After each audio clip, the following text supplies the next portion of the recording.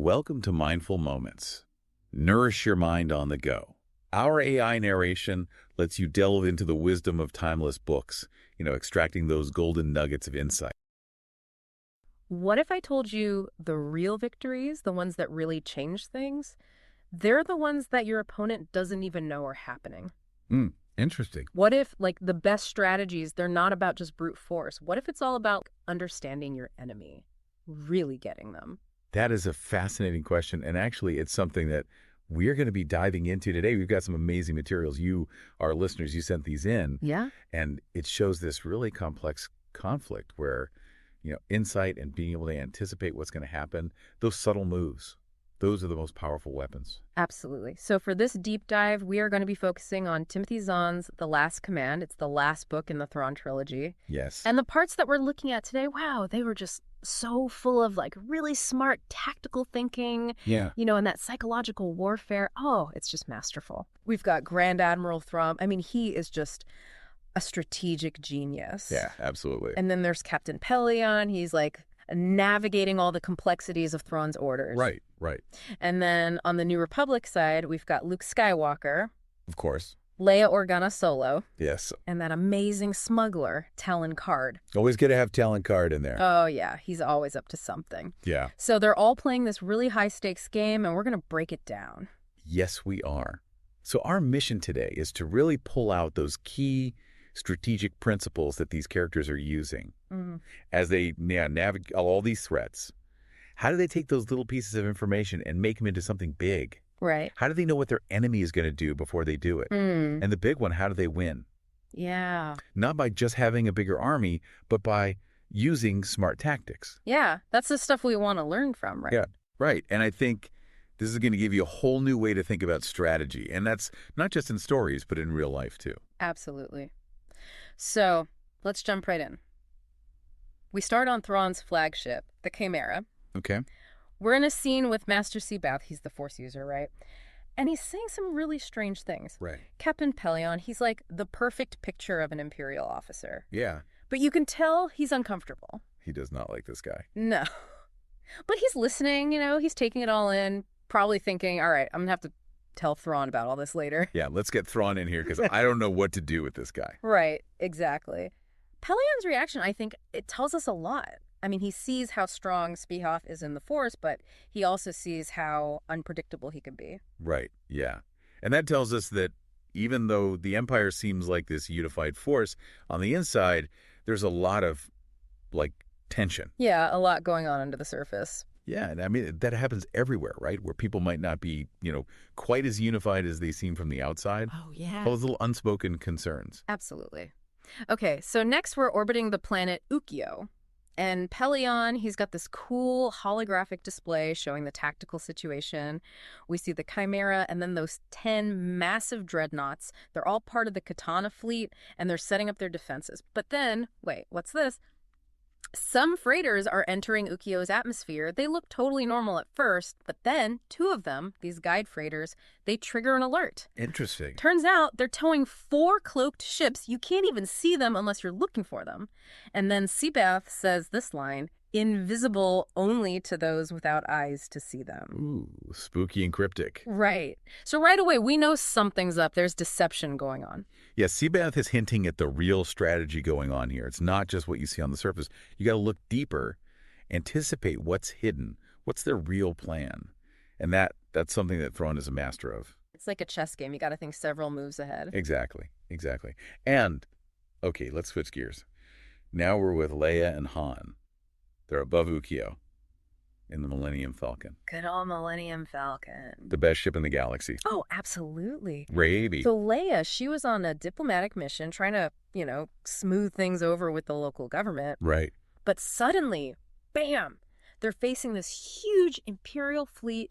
There's a Star Destroyer and 8 dreadnoughts. They're trapped. Yeah, that escalated quickly. Oh, yeah. Leia's trying to be diplomatic, but it's clear. Things have gone very, very wrong. Right. And it just shows you conflict, it can change in a second. Yeah. You have to think on your feet, adapt, and sometimes you have to make really tough decisions with only half the information. Yeah.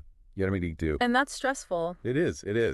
I think that's something everyone can relate to, though. Those moments when everything changes and you have to adjust, like right then and there. Definitely. So, shifting our focus now, let's go to New Republic intelligence. They're trying to figure out what the Empire's up to, right? They're looking at all these messages that they've intercepted, these Imperial communications, and they find out something big. Uh-oh. They find out that the Birchess system, in this place called Callius, they are major points in what they're calling a flood of human duplicates. Clones. Clones, yeah. And these clones are being used to crew Thrawn's forces. Wow, that's a game changer. Yeah, and they know they have to stop this operation. If they can disrupt this flow of clone soldiers, that will be a major blow to Thrawn's war effort. So basically they're going after the supply line. Exactly. Because even if you have a huge army, if you can't keep it supplied, you're not going to win. Makes sense. So they know they got to stop this flood. That's what they're calling it, the flood. Right, and that's where Luke Skywalker comes in. He's on Callius, investigating this cloning operation. And he's pretty much on his own. Yeah. All he has is his lightsaber. Not exactly subtle. No, not at all. It's super risky. But there's something else he's using to stay safe. Something more subtle. The Force. Yes, he's using the Force to sense if anyone is following him. It's like a different kind of intelligence gathering. Right. Not technology, but intuition. That connection to something bigger. Exactly. And he senses someone in the bridgeway. It's a reminder. Danger can be lurking anywhere, even when you can't see it. That feeling of being watched, right? Oh, yeah, I hate that. It's like the hairs on the back of your neck stand up. Exactly. And, I mean, that's something that Luke has to deal with all the time, right? Sensing things, being aware of the unseen. Absolutely. So we move on to a meeting between Luke and Talon Card. Okay. This is after everything that went down with the Katana fleet, so there's already history between them. Yeah, they've got some baggage. Definitely. And Card, he's not exactly throwing his arms open to the New Republic. He's cautious. Yeah, Card's not about picking sides. Not really. No, he's looking out for himself, for his own organization. Self-preservation. Right. He doesn't care about the New Republic's ideals, or the Empire's for that matter. He just wants to survive. Yeah. So he's willing to share some information, but only on his own terms. Yeah, Card's a businessman. He's got to protect his interests. It makes you wonder how alliances work. Right. When you're not really on the same side, but you need each other. Yeah, very interesting. So what happens next? So they're talking, and they notice a government headquarters building. Luke tries to use the Force to see what's going on inside, what people are thinking, but he doesn't sense anything important. But both of them, Luke and Card, they get this feeling like they're being watched. Oh, again with the watching. Right. And this is, even though there's no obvious threat, no one they can actually see. It's like sometimes your instincts are telling you something, even if you can't pinpoint exactly what it is. Exactly. Yeah. It's a good reminder to trust your gut. Yeah. In a galaxy like this one, where things are constantly changing, everyone seems to have a secret agenda, you got to be on your toes, you know? Oh, absolutely. It really reminds me of that YouTube channel, Mindful Moments. You know that one? I do, yeah, the audiobook analysis one. Yeah. They use AI to look at these audiobooks and find all the hidden meanings and connections. It's really fascinating. It is. It's kind of what we're doing here, right? Yeah, digging below the surface, trying to understand what drives these characters and how they make their decisions. Right. Whether it's AI doing it or us. It's about going beyond the story and finding that deeper meaning. Absolutely. Okay, so let's head back to the Chimera. Right. Mara Jade is there, recovering, and she's talking to Winter, Princess Leia's aide. Right. And right away, you can feel the tension. Winter doesn't trust Mara. I mean, Mara used to work for the Emperor, so it's understandable. Yeah, totally. You can't just erase that kind of past. Yeah. It's like, how do you build trust when someone's history is so, complicated? Right. It makes you think about how we judge people Right. based on their past, even if they've changed. That's deep. Well, I mean, this whole situation is pretty deep. Even Leia is having a hard time figuring out where Mara's loyalty really lies. Like, on the one hand, she was the Emperor's hand. Right. On the other hand, she helped get Card free. Yeah. So it's like, who is this woman? It's hard to know who to trust. Yeah. And then Leia actually confronts Mara directly. She needs information, and she's not afraid to ask. She's bold. Oh, yeah. But inside, Mara is freaking out. She feels this, warning bell going off in her head. Oh. Even though she's on an Imperial ship, she still feels threatened. It shows that betrayal and danger can come from anywhere, even from the people you think are on your side. Yeah, that's a scary thought, but it's true. Past power, it doesn't mean you're safe, Yeah. especially when people are constantly shifting sides and hiding their true intentions. So what happens to Mara? So next thing we see, Mara is helping Bel Iblis during an attack. She's fighting, she's good. Oh. And the New Republic people, they have no idea about her past, so they're just confused. Like, who is this woman? And then Bel Iblis, he said something interesting. He says the Empire might be using hostages. Oh, that's dark. Yeah. It's a reminder that even in war, there are lines that shouldn't be crossed. But sometimes leaders do cross them. Yeah, it's a tough situation. It really makes you think about the cost of war and the choices people make. But it's also kind of brilliant, strategically speaking. I mean, it's a ruthless tactic, but it can be effective. True. It's about exploiting your enemy's weaknesses, even if it means doing something morally questionable. It's that whole ends justify the means thing. Yeah, exactly. Okay, so back to Mara. Okay. So get this. She uses her knowledge of the Imperial Palace to find a secret passage. Wow. Insider knowledge. Right. It shows how valuable her past experience with the Empire can be. And she's using it against them now.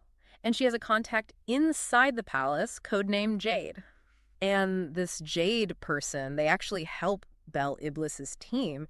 So things are getting really complicated. Yeah. It's like who's on whose side anymore. It's hard to tell. This is what makes these stories so gripping, right? Yeah. You're never quite sure who to trust. Right. And it's not black and white. It's all shades of gray. Okay, let's switch gears again. All right, where are we going? We're on Trogan now at a place called the Whistler's Whirlpool. I've heard of that. It used to be a tourist spot, right? Yeah, a long time ago. Yeah. Now it's where smugglers meet. And Talon-Karrde is there, meeting with someone named Aves. Okay. They both know how good Thrawn is at strategy, and they're both worried they're being played. Yeah, it makes sense. It's this constant paranoia. Yeah, like you can't trust anyone. Exactly. And it really sets the mood for this whole part of the story. The setting, the characters, it's also shadowy. Right, full of secrets and double crosses. And I think that reflects the galaxy as a whole at this point. Everyone's trying to survive, and they're willing to do whatever it takes. It's a dog-eat-dog world. So Karrde then talks to Gillespie, another smuggler. Right. And they're discussing how Thrawn knows about the clone deployment. He knows everything. It seems like it. Yeah, it's kind of unnerving. It is. Like, how does he know all this stuff? Right. And then Thrawn does something really sneaky. He offers Gillespie a gift for Karrde, a really nice assault shuttle. Oh, no, this sounds bad. It is. It's rigged to explode. Whoa. Yeah, Thrawn's planning to frame Karrde for an attack on Trogan. That's cold. It is. But it's brilliant. He's not attacking Karrde directly. He's using him, manipulating him to cause chaos and make Karrde look bad. That's next level strategy. Right. It's like he's playing 3D chess while everyone else is playing checkers. Yeah, and he's not just trying to get rid of a rival. He wants to sow distrust, create chaos within the smuggling community. Yeah, divide and conquer. Exactly. Yeah. So we're nearing the end of our deep dive. Let's head back to that conversation between Leia and Mara in the medical bay. Leia's still trying to understand Mara. She's like, why did you help me and my kids? Right, good question. And Mara's answer, it's surprising. She says she did it because Thrawn tried to hurt the kids. Wow, that's unexpected. Yeah, it's like there's more to her than just the Emperor's hand persona. Right, she's not a heartless monster. Yeah, she actually has some lines she won't cross. Yeah. And it just shows you, even in these huge galaxy-wide conflicts, it's still about individual choices and personal motivations. Absolutely. So, yeah, Mara, she's complex. Definitely. And this whole revelation leads to something huge. Mara tells Leia where the cloning facility is. She does. Yeah, it's on a planet called Wayland. The secret planet. Well, it was a secret. Only the Emperor knew about it. But Right. now Leia knows, and she tells Han and Lando, and they realize this is it. This is how they can strike back against Thrawn. Wow, huge turning point. Oh, yeah. And Leia, she figures something else out, too. She realizes that Thrawn was trying to make them distrust Mara on purpose, to make them think she was lying. That's so devious. It is. But Leia, she's getting better at this whole strategy game. Yeah, she's learning from the best, or I guess the worst in this case. Yeah, either way, she's starting to see things from Thrawn's perspective, and that gives her an advantage. Absolutely. So what happens next? So they start planning a mission to Wayland right away. Okay. Han and Chewbacca take off in the Millennium Falcon. Mm-hmm. Luke and Lando go to get Mara. Everything's happening so fast. That's how it has to be, right? Yeah. Strike while the iron's hot. Exactly. So they're about to launch a full-on attack. Yep. But meanwhile, Thrawn, he's not just sitting around. Oh no, what's he doing? He's got another trick up his sleeve. He's deployed these cloaked asteroids. Cloaked asteroids. Yeah, you can't see them on sensors unless you know what to look for. That is so sneaky. It is. But Bel Iblis, he figures it out. Of course he does. He's smart like that. So even when it seems like the New Republic has the upper hand, Thrawn's still a step ahead. Yeah, it's a constant back and forth. That's what makes this conflict so interesting. Totally. Yeah. And Leia, she knows how important it is to keep the Wayland information secret. Right. There are still people in the Empire who might betray them. Yeah. Loose lips sink ships. Exactly. And Card, he's still doing his own thing, too. He sends Torv to check out that gift shuttle, the one Thrawn sent. Very cautious. He's not taking any chances. Smart. Yeah. He also has a conversation with Avs, and it's clear he doesn't trust someone named Farrier. Oh, this is getting complicated. Oh, yeah, there are so many moving parts. So many secrets, so many betrayals. Right. It's like everyone has their own agenda. It makes you realize information is power. Yeah, knowing who to trust, knowing what information is real, that's how you win in this galaxy. Absolutely. So last scene, we're with Luke and Mara. They're on Wayland now. They run into some dangerous creatures, the native wildlife. Oh. Yeah, always some kind of critter trying to eat you in Star Wars. Right. It wouldn't be an adventure without it. True, true. But anyway, they set up camp, and then Mara asks Luke a very direct question. What does she ask? She asks him about the Emperor's death. Wow. Yeah, she still needs some closure. I can understand that. The Emperor was a huge part of her life, even if it was a dark part. Yeah, and it shows how the past can still haunt you, even when you're trying to move on. So there we have it. We've reached the end of our deep dive into The Last Command. Wow, that was quite a journey. It was. So many twists and turns. Right, and so much to think about. Absolutely. So I want to leave you with this.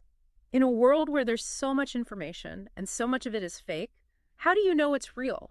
How do you figure out what people's true intentions are? Right. It's like we're bombarded with information all the time. Yeah, and it's hard to filter it all, to figure out what's important and what's not. Yeah. And like we saw with Thrawn, sometimes the most important information is hidden. It's the stuff that's not being said. Yeah, the quiet whispers. Exactly. So you got to pay attention, look for those subtle clues. Be mindful. Yeah, be mindful, and don't underestimate the power of understanding your opponent. Absolutely.